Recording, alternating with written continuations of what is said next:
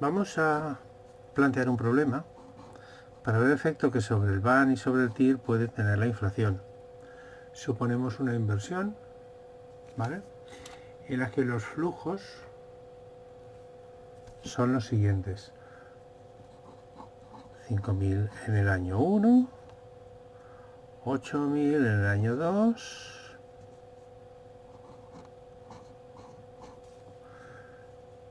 y 10.000 en el año 3.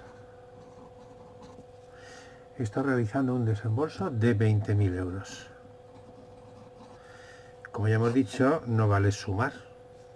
No es que el beneficio sea 3.000, ¿vale? Porque este dinero no es igual que este dinero, no es igual que este dinero. Tenemos que actualizarlo. ¿Y cómo lo actualizamos? Lo actualizamos pues al tipo de descuento, que suponemos que en este caso fuera un 5%. Si fuera un 5%, estos flujos de caja valdrían realmente esto dividido por 1 dividido por 1 más el tipo de interés 0,05 elevado a la primera potencia, porque es el primer año, es decir, dividido por 1,05. Este flujo se actualizaría dividiendo por 1 más 0,5 al cuadrado, y este se actualizaría dividiendo por 1 más 0,05 a la tercera. Es el método que utilizamos siempre, y decimos que 5.000 euros del año 1 son 4.761,90, que 8.000 euros del año 2 son 7.256,24, y 10.000 euros del año 3 son 8.638,38. ¿De acuerdo? Luego, eso sí, el valor de estos tres flujos positivos a nuestro favor, es decir, el valor de los rendimientos actualizado al momento cero, son 20.656,52 euros. Luego, este proyecto tiene un BAN positivo de 656,52, porque este es el desembolso y este es la recuperación. ¿Sí? Vale. Lógicamente también podríamos calcular el TIR, ¿vale? Lo calculo aparte en Excel, pero tú te puedes parar y hacer el cálculo tú. Y después comparar con mi resultado. Mi resultado es que la TIR para esta cifra, redondeando a 2 dígitos significativos, es de 6,56. Lo que indica que el proyecto es viable. Lógicamente el criterio del BAN coincide con el del TIR. Si el TIR es mayor que el BAN, el proyecto es viable por ambos criterios, ¿vale? Lógicamente, BAN positivo o TIR mayor que tasa de descuento indica que el proyecto es aceptable, es viable, es rentable, merece la pena, hay que hacerlo, ¿vale? No hemos tenido en cuenta la inflación. Esto es un enfoque perfectamente válido. ¿Por qué? Porque este es un cálculo hecho en términos reales. Es decir, todo ello referido a euros del año cero.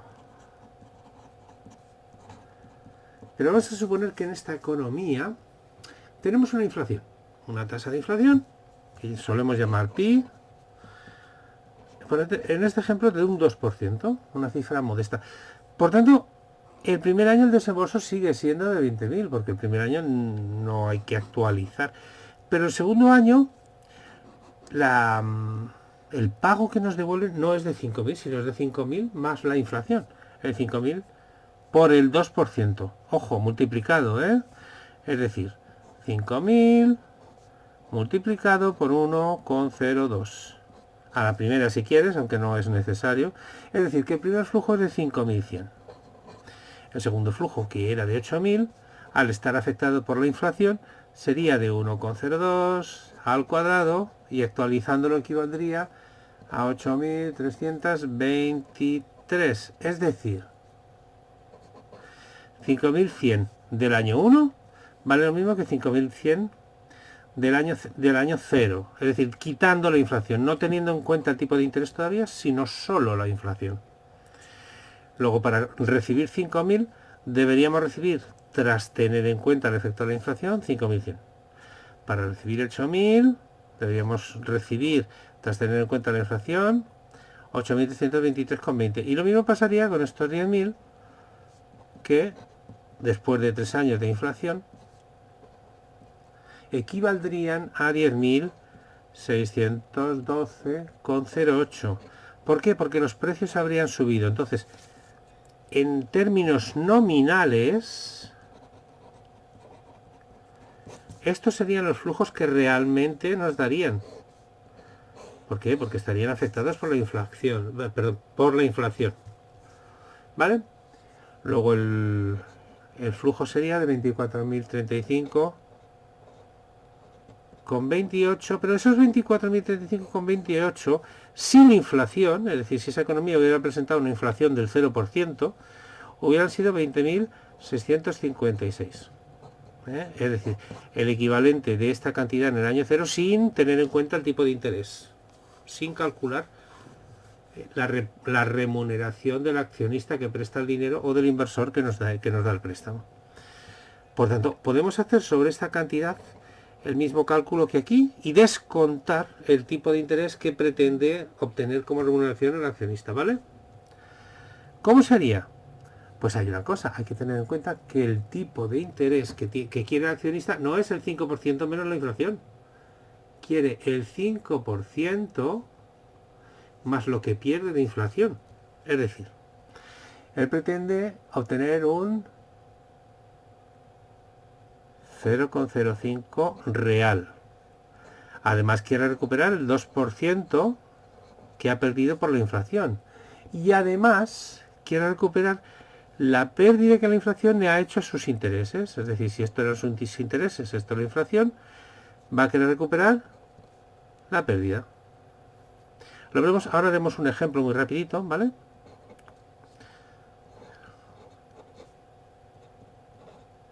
Multiplicado por 0,02. Es decir, que esto nos daría un 7,10%. En tanto por 1, 0,071, ¿vale? Por tanto, la actualización se tiene que hacer no sobre el 5% como antes, sino como con el 7,1%. Vamos a desglosar esto, lo vamos a ver muy en detalle, ¿vale? Hemos dicho que si tú tienes 1.000 euros del año 0 y no hubiera inflación, tú cobrarías 1.050 al 5%, ¿vale? Es decir, esto es lo que recibes. Pero vamos a suponer que hay una inflación del 2%.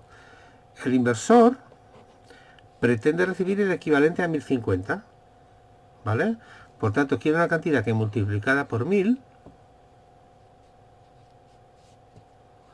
sea equivalente a 1.050 más los intereses. O sea, perdón, más la inflación, ¿vale? Luego, ¿cómo se calcula la inflación que ha subido este dinero? Pues esto se multiplica por un 2%, ¿vale? La inflación que ha sufrido este dinero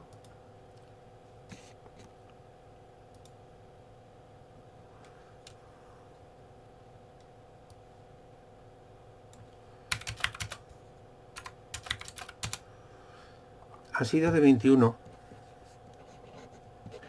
Luego no queremos 1.050, queremos 1.071, porque estos 21 que hemos perdido también queremos que entren en la cuenta, ¿vale?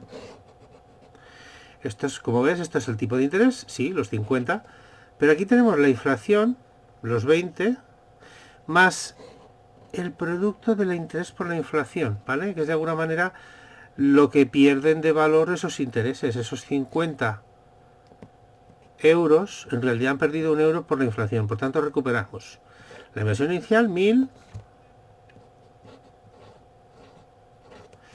el efecto del tipo de interés, 50, más el efecto de la inflación sobre el principal, más el efecto de la inflación sobre los intereses. Ahora sí, el 7,1%, como ves aquí, es lo correcto, ¿vale? Como ya habíamos anticipado antes. Luego vamos a actualizar esto utilizando el 7,1% como coeficiente actualizador. Por tanto, como siempre, dividimos por 1,071 elevado al número de años. Es decir, aquí elevado a 1, aquí elevado a 2 y aquí elevado a 3. Si realizas esa operación, verás que el cálculo que te va a salir va a ser 4.761,90,